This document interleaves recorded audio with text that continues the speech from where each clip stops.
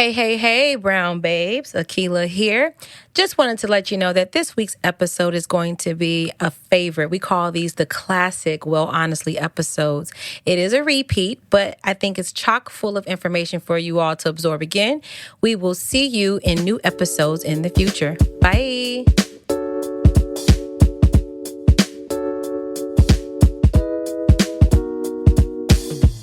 Hey, brown beauties. Welcome to Well Honestly, the podcast. I'm Andretta. And I'm Akila, and we're your hosts. Well, honestly, what is this podcast all about? Our show is about women doing better tomorrow than they are doing today, so we can take control of our health. We give you real talk and educate you on all things related to health, mental wellness, and nutrition for brown women all over the world. Once you know what choices you have, you can do better, because we know the struggle is real. We invite you to come as you are, but leave inspired to become your best, healthy self. So let's get started. Hey, brown babes. Welcome to episode number 6. Yes. How you doing, Keila? I am well.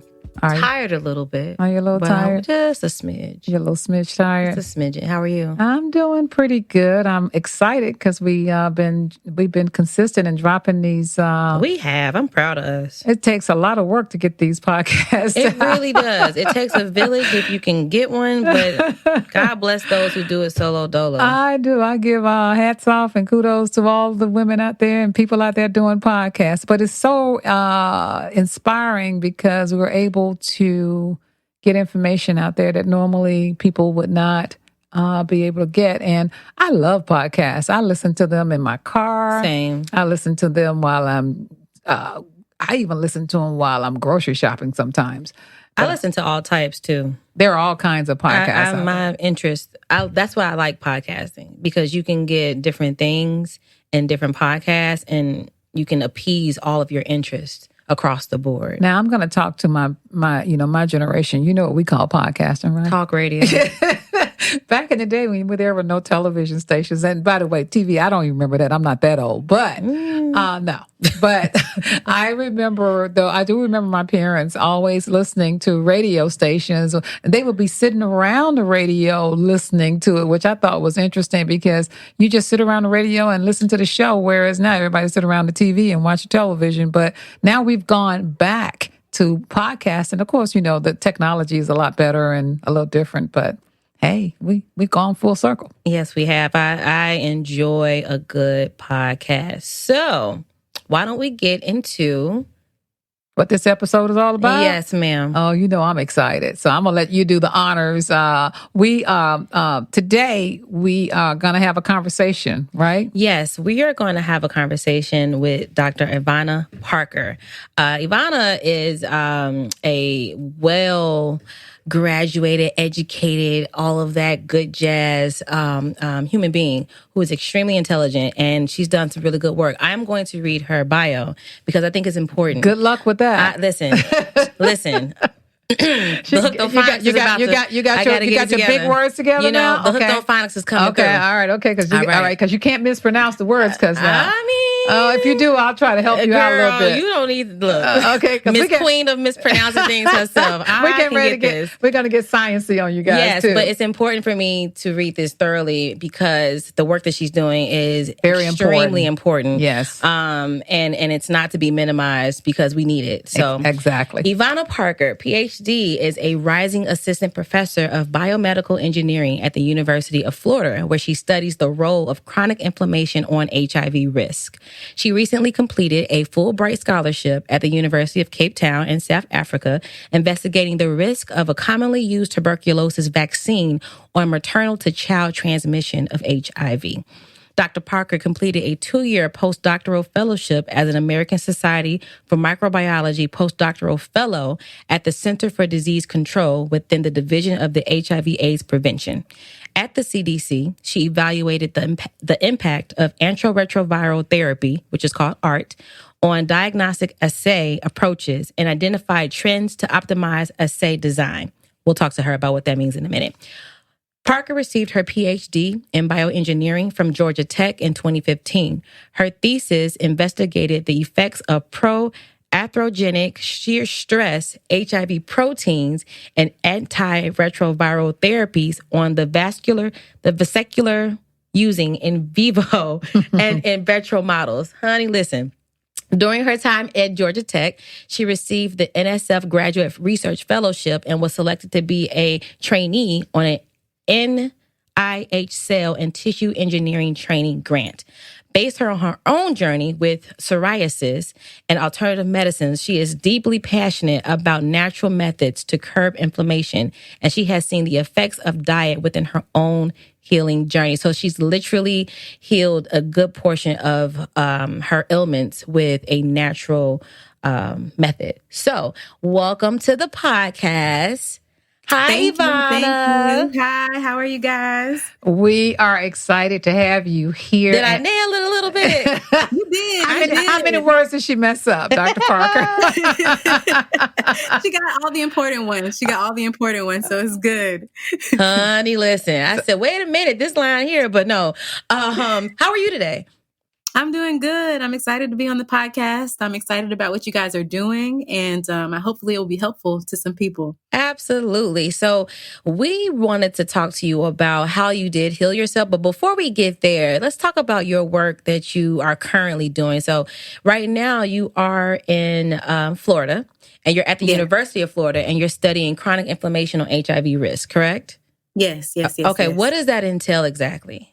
Yes. So one of the major projects I'm working on now looks at the role of bacterial vaginosis, which is something that a lot of women struggle with. Mm-hmm. And it actually has been shown to increase the risk of HIV transmission. Wow. So, yes. My research is kind of trying to understand those underlying mechanisms. How could we find alternative methods to help cure or treat bacterial vaginosis? Because there's not a lot of great treatments out there for it now, with the ultimate goal to be able to kind of alleviate the burden of HIV, especially in Black and brown women. That is amazing. That's what I was getting ready to say, because you were over in South Africa, and you actually were there to actually continue to study among the brown people, correct? Is that correct? Yes. Okay. Yes, so it's a big push, what am I going to say? Push program, a lot of programming there is to really decrease the rate of mother to child transmission of HIV, because that's one of the biggest categories of increased transmission. And so they do have a lot of really good programs where you can take antiretroviral therapy as the mom, and then you will not pass it to your child.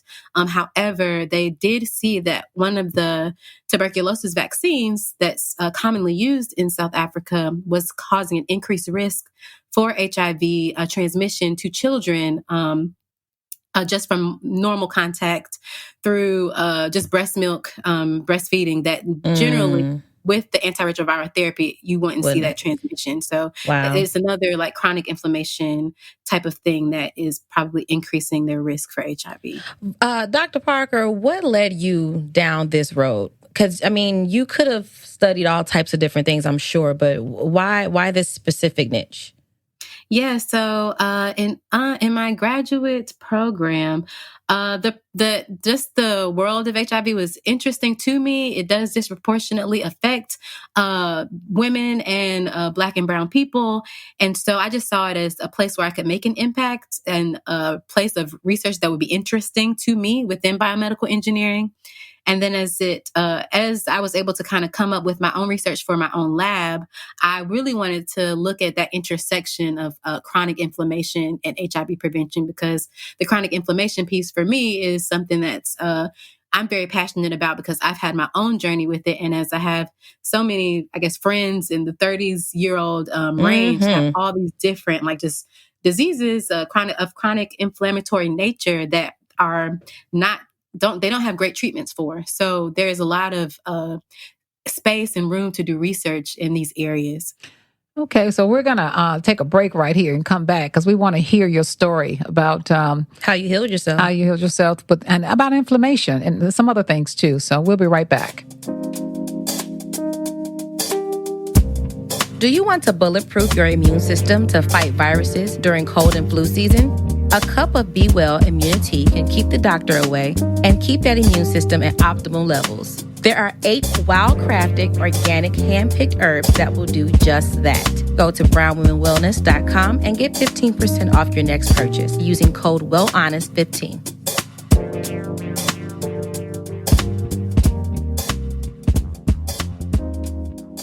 Okay, so, now we're getting ready to get into something, I don't even say the word, but it's so, if you're listening to this podcast right now, by the time you actually hear it, and I'm sure you guys have been hearing a lot about vaccines, and I want to talk a little bit about that because Dr. Parker actually studied, she's been studying vaccines, with the HIV, and I'm just curious to know, it just seems like this vaccine came out really fast. Are you talking about the COVID vaccine? I'm trying not to say the word because I don't want us to get flagged. So I just use the V word. So if you hear me say that, there's a reason for me saying the V word. But I want to know a little bit more about your experience with vaccines, Dr. Parker.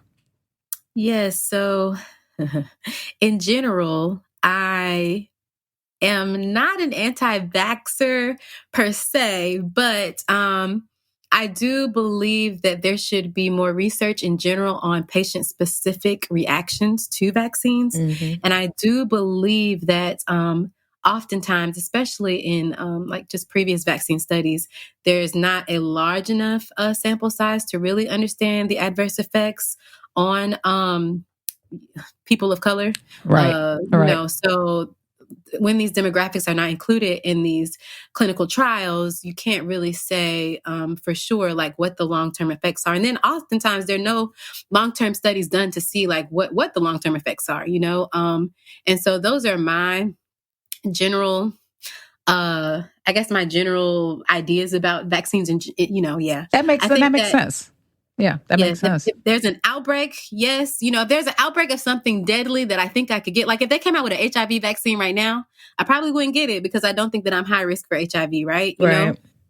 And so I think there's even some of that reasoning of how much of a risk am I? Mm-hmm. Are there other natural ways that I can prevent this? And I think those are not really touted or being explored. They're not even talking about that. Yes, or given out. Right. By a lot of the government agencies. So it seems like I just don't like the fact that the vaccine is the end all be all. Yeah.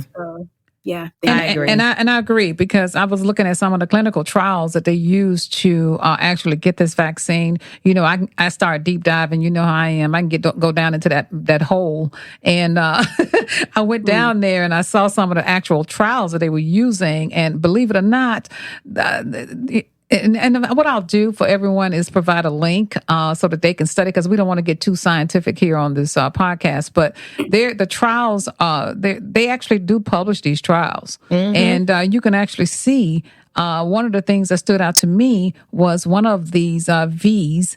It only 167 people must receive it in order to prevent one case of that V of the virus. So I thought that was interesting. I was like, well, okay. Not only that, I think it's a 2-step vaccine.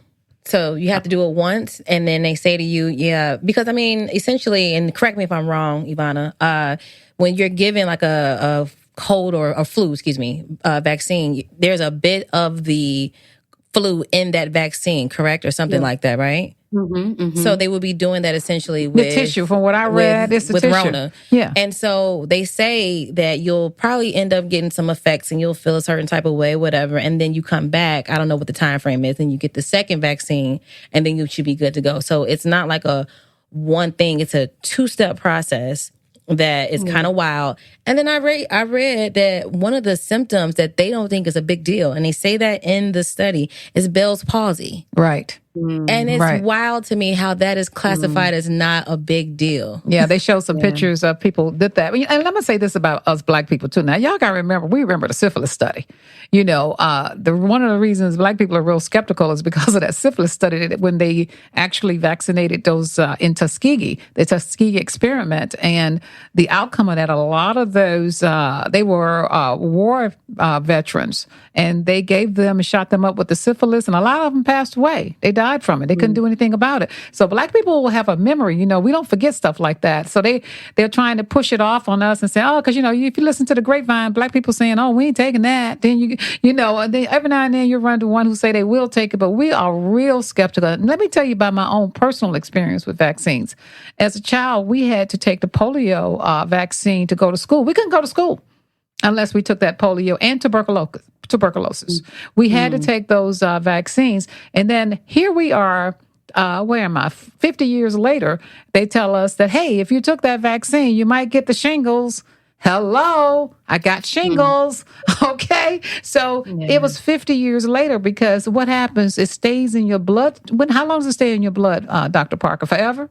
See, I'm not sure. It probably depends on the type of vaccine. Okay. And I don't even know that they've done studies really to ascertain that, a lot of the studies, I mean, again, like your generation probably is some of the longest, okay, what happens 50 years later with this? And have we even been checking to see like what if this could be correlated back to the vaccine? Mm-hmm. All I see is those commercials that come on TV, and it's listen. If you suffer from this, you have mesothelioma from asbestos. Right, that's all. In 15 years, right. I see those. In 15 years, that's gonna be us. That's going to be this vaccine. No, and then if you look at, I'm just saying there's room for more studies, because if you look at all of the things that are plaguing our the 30s to 40-year-old generation, and like how we've increased, the V's that have been taken. I just don't know that they've really done these longitudinal studies to see how these things correlate. Yeah. And that's enough for me to want to strengthen my immune system. There you go. To eat better. There you go. And to do all these things so that, look, it's not a what did you she said it earlier.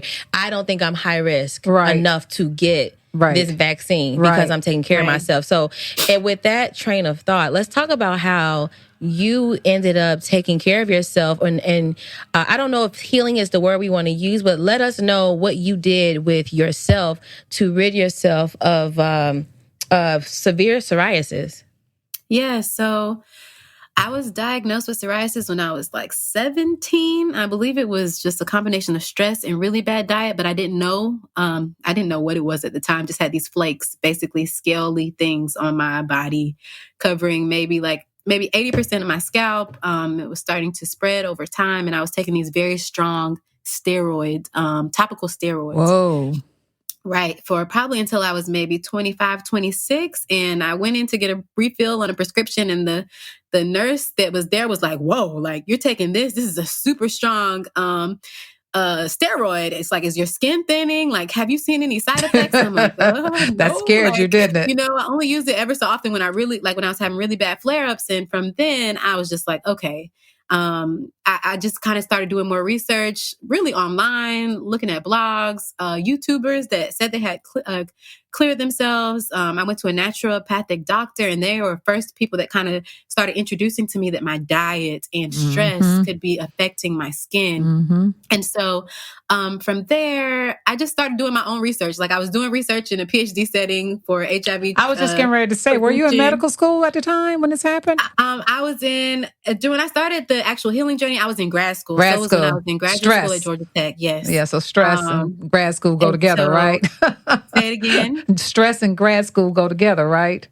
That's true. Well, the stress in undergrad and the coffee probably too. But yes, and also in grad school as well. I just got married. A lot of factors that were affecting my life and were changes. So the first thing I cut out was gluten. And with gluten, I didn't really see that there was a huge shift in my psoriasis, but I found that I had so much more energy. I realized I was like addicted to coffee. I just realized a lot of things about my body just in trying to do some elimination diets that just was allowing me to feel better and able to function better, even though I was not being completely healed. And then eventually I got to like this GAPS diet, which was kind of like soups. You're allowing your digestive system to heal. And I cleared probably 80% of my psoriasis that way. And I just saw, and even though I didn't see my psoriasis healing with what I was doing before, it wasn't continuing to spread, which I didn't I was still managing it. Still managing it. And so with that, now I understand just like yeah, just really so much how diet is related. I think that my gut just needs some healing therapy, and it is challenging to do some of these more extensive diets. Yeah. But when I am desperate, there were times when it was spreading to other parts of my body, like my legs, if I was eating really bad in my legs, like my pubic area, just not to your mind, but like it was spreading and I was just, really stressing out. So then I would go back to the drastic. That inspired me to do the more drastic eating and healing. And I'm still on the journey of like, where's that sweet middle Sweet spot, spot. Yeah. of how I can enjoy life and still continue to slowly heal. But I'm definitely maintaining it. I wish I had pictures like of what it used to look like to what it looks like now. It's interesting because we are alike in that manner where I have really bad eczema. And whenever I am off track, if I'm just eating whatever I want to eat, which most of the time has a lot of gluten involved with it. Even like red wine, which I absolutely love, depending on what kind of red wine, will severely inflame my eczema. And it got so bad one day, stupid me, ate somebody's food that I had no business eating, and because it was a whole macaroni and it was delicious, child. And the next day, I want to say, I'm not playing, I have the pictures to prove it. 80% of my body was just covered in a rash. It didn't even seem like it was eczema anymore because it was just red. It was bubbly. It hurt. And I don't know if you remember this. This was years ago, and I could not get Typically, I know my body enough to know that if I'm going to indulge and it might cause my eczema to flare up, I know within about 2 weeks, it'll calm down. So you play this game with your mind like, okay, well, at least I know this. And you do all these things, but this took me by surprise. And I had to really get myself together. It lasted for months. So I understand that struggle too of finding that sweet spot, because you want to enjoy what you want to enjoy within reason. But then sometimes when you have an autoimmune issue, that reasoning will take you over the edge to the beyond, and you really just can't even afford it. Well, you guys, I've been listening to you, and I'm just letting y'all talk in my language, and I'm not going to go down the sciencey road of this because I am in nutritional practitioner school right now, and what I have learned, I already knew this, but then they dived really deep into it, the gut. At the basis of all of this is your gut. And when you mentioned the GAP, which I love the GAP diet, by the way, and it is sometimes a little hard to follow all the time. Everybody's got to find, I'm getting ready to use that word again. What am I getting ready to say? Bio-individuality. Everybody's got their own individual thing that they can eat or not eat. But one thing at the heart of all of this is gluten. And the reason gluten is at the heart of this is because the wheat that is being produced now is not the same wheat that came up in my generation. The wheat is much different. The most of the wheat now is sprayed with pesticides. It's chemically. Most of it is GMO. Most of the wheat is GMO, and so what you're finding is that it doesn't take much. You can tell. You can eat one little piece of wheat, whole wheat. By the way, whole wheat bread is not whole wheat bread, just so I have to say that. But anyway, it's there is not any wheat in there, by the way. But just you eat these things, and then your body reacts to these things. And what's important is to pay attention to your body. A lot of people, what they do when they do eat things, they don't blame it on the food. I can't tell you how many people are telling me, oh, I don't know where I got this gas from. I was like, well, what did you eat? And they go, oh, well, I ate that weeks ago. I was like, what? And then they go, and then they start, I said, what did you eat yesterday? And they tell me, I said, it's coming from your food. And so identifying those foods that are triggers for your individual body is key. Yes. And the only way to do that is by the process of elimination. Even tests don't even tell you that you can go out there and test till you can't guess, but they will not give you the exact information that you're looking for. And speaking of tests, Ivana, I think you told me in the past, so now's the time to say, that Ivana is my cousin. We've been perpetrating. It's been hard for me to sit back and say this is my niece. We wanted to give you your just due, and this is cousin Ivana. She just broke it. Now we can all talk about it. Hey, now we can call you Ivana, right? She's Ivana now. She's Ivana now. Ivana, I had to tell her before we started. I said it's Ivana. Not Ivana. And Dr. Parker. And Dr. Parker, not Dr. Kennedy. Let's put some respect on not Dr. name. Kennedy. But you were telling me this before. I think you said you did an allergy test and they tested like 100-something things on you or something like that, right? They did. I went to this natural medicine doctor practitioner, and they did a blood test and they did a skin test, and they found a lot. They said I was my blood was having delayed reactions to chicken, to eggs, to certain fish that I was eating. And look, you love chicken. I remember that. You were like, they said, I'm allergic to chicken. They said, what? all I ate at that time was fried chicken was like my favorite thing in the black world. People don't, what black person don't love chicken though. I mean, I do too, but I was like taken aback, like, well, I don't know how you going to be able to do this. Right. That is funny to me. But what did that do for you? Like, once you got that information, how did you lead with that? Yeah, so I did. I cut out all the things that they said.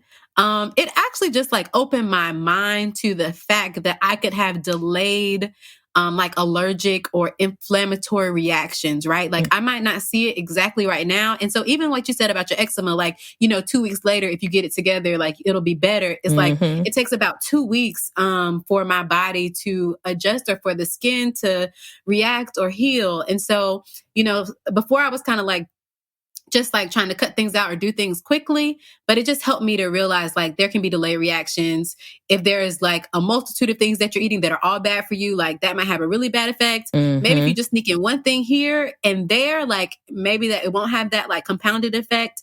And so it really just helped me to just think about everything I was eating differently, honestly, just all my food differently. And that's what I want to stress the importance of, because I've been guilty of this in the past too, is that, like you said, my people will not blame anything that they've been eating. And when you compound it all together on a consistent basis, you don't even realize why you feel so bad. You think it's because you're stressed. Well, the stress on top of the food is not the best move either. And I know for me, it took me a while to come to the grips that I have a gluten allergy. And it is not my friend, because I would be rational. I was that person like, no. I think it's because XYZ, or I went to the gym. And this is why, like, gluten is to the point for me that if I have too much of it and on a consistent basis, the left side of my body feels weird. Wow. From my arms down to my legs. But see, but the key is you're paying attention to yourself. And then that's what people have to do. When you eat something, you have to really pay attention to how you feel. People don't pay attention to how they feel. They chalk it off to all kinds of things instead of saying, and then they run to the doctor and expect the doctor to be able to tell them what it is. And then the doctor treats symptoms. They don't treat the cause. They don't know what the cause is. They just going to treat whatever symptom. And that's why you wind up with these steroid creams that you put on your body, to try to eliminate that symptom. They're only doing what their job is. Or we end up pre-diabetic because we've been going with how we're doing things. It's not until you're at the point of no return that you find out that you're pre-diabetic instead of checking yourself and saying, man, I feel a way. And what is that? And what I've been finding and talking to a lot of women and people is that it's harder than they think. They make it harder than, because it's a mind thing.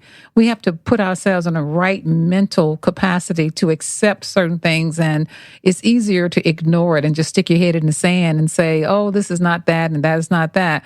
But if you're paying attention to your body, the whole point is to try to catch things before it becomes chronic. Inflammation, at the heart of all of this is inflammation. Inflammation is the cause for almost every disease out there. And with that, we're going to take a sponsorship break and we'll be right back. Feeling stressed? Need to calm your anxiety naturally?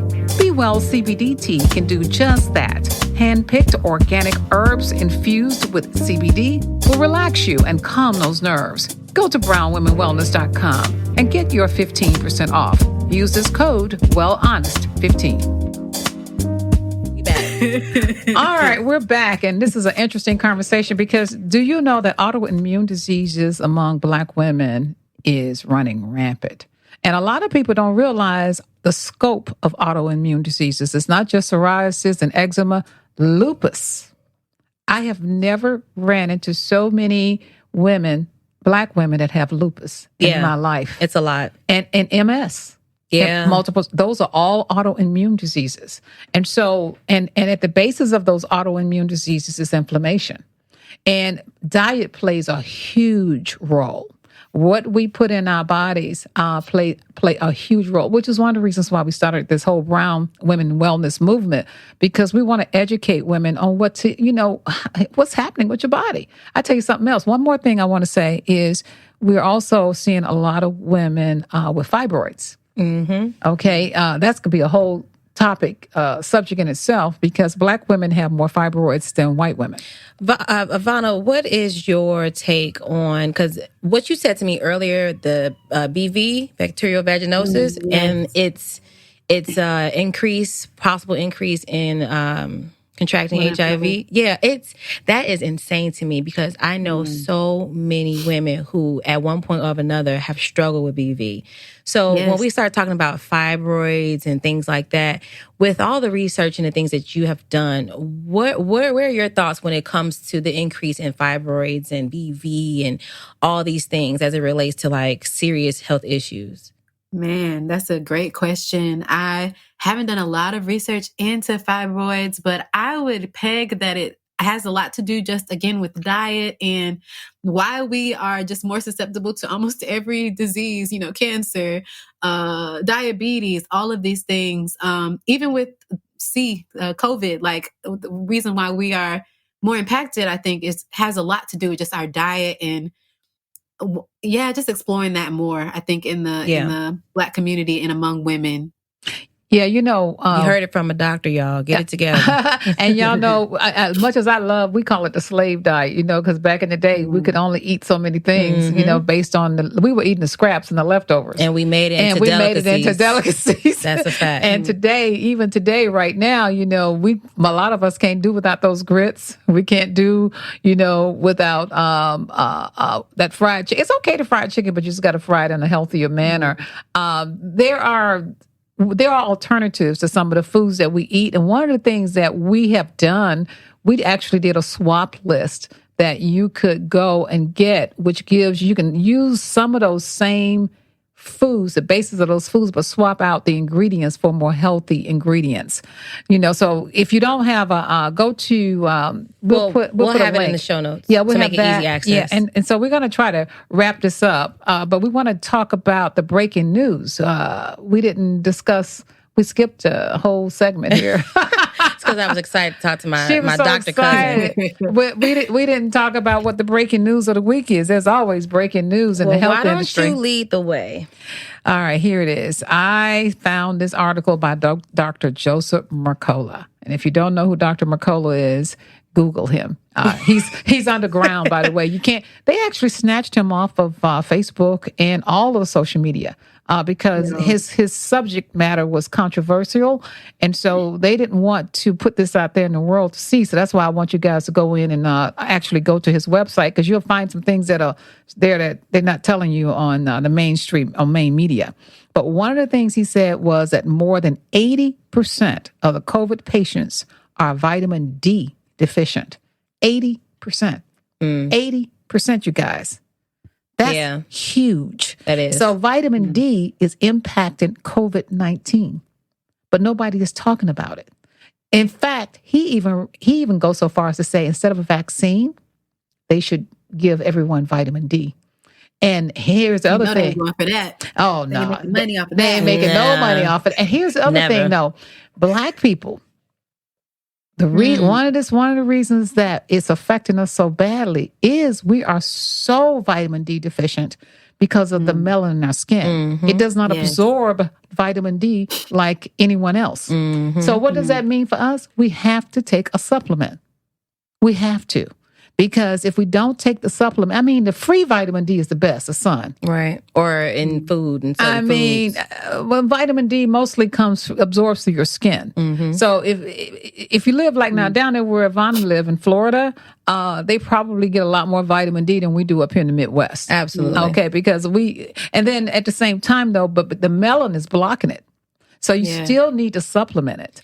And this is the double whammy. We have not seen the sun. We saw the sun one time this week in Chicago on Thursday. Right. It's been gloom and doom all week. So even though the sun is still out and it's blocked, so it's not even at its peak, then on top of that, our melanocytes are kind of working against us, trying to protect us from what they think is danger, which is something that we need to absorb. Correct. Then on top of that, you're not even taking anything to help your body get that. It's just a triple whammy for disaster. But he believes that vitamin D, if we were to and I'm going to tell you something, you can't OD on vitamin D, by the way. Now, here's what I do. In the wintertime, I take over 30,000 IUs of vitamin D.